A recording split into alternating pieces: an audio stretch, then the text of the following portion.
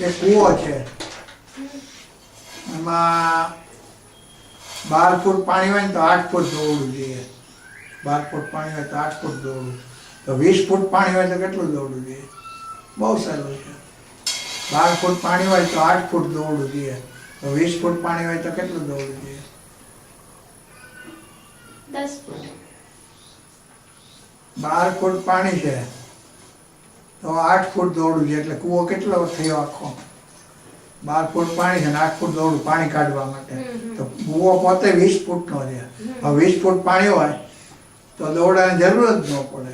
10 ફૂટ, હા, 0. એટલે દોરડું લઈ જાય ને, પેલા સિંચાણીઓ લઈ જતો હતો ને, તો એ સિંચાણીઓ લઈ જાય તો એ બાઈ મૂર્ખી કહેવાય, કારણ કે કૂવો તો ભરાઈ ગયો છે, એમને લઈ લેવાનું.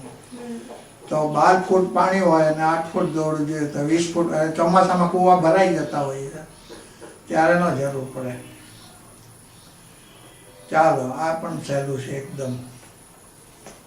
1 ગુણ્યા 2 ગુણ્યા 3 ગુણ્યા 4 ગુણ્યા 5 ગુણ્યા 6 ગુણ્યા 7 ગુણ્યા 8 ગુણ્યા 9 ગુણ્યા 0 કેટલા થાય? 0. હા, એ ખબર છે.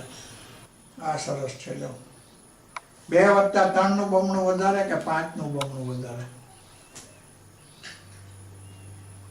2 વત્તા 3 નું બમણું કે 5 નું બમણું? 2 નું બમણું સરખું. સરખું ન થાય. જો 5 નું બમણું વધારે. 5 નું બમણું 10 થાય, તો 2 વત્તા 3 નું બમણું કેટલા થાય? 10. તો સરખા ત્યાં. 2 વત્તા 3 5. પણ જો હું કહું એમ કરો, 2 લખો પછી વત્તા લખો, 2 વત્તા. હવે મેં શું કહ્યું? 2 વત્તા 3 નું બમણું એમ કીધું, એટલે 3 ગુણ્યા 2 લખો. એટલે 2 માં 3 ગુણ્યા 2 ઉમેરો, કેટલા થયા? 8. હું તો ક્યાં થયો? 10 નો થયો. એટલે આમાં શું છે? વત્તા છે, ગુણાકાર છે, કાઉન્સ છે. એટલે 2 વત્તા 3 નું બમણું એમ મેં કીધું છે. 2 વત્તા 3 કરી જ બમણું એમ નથી કીધું. 2 વત્તા 3 નું, 2 માં 3 નું બમણું ઉમેરો, એટલે કયું વધારે થયું?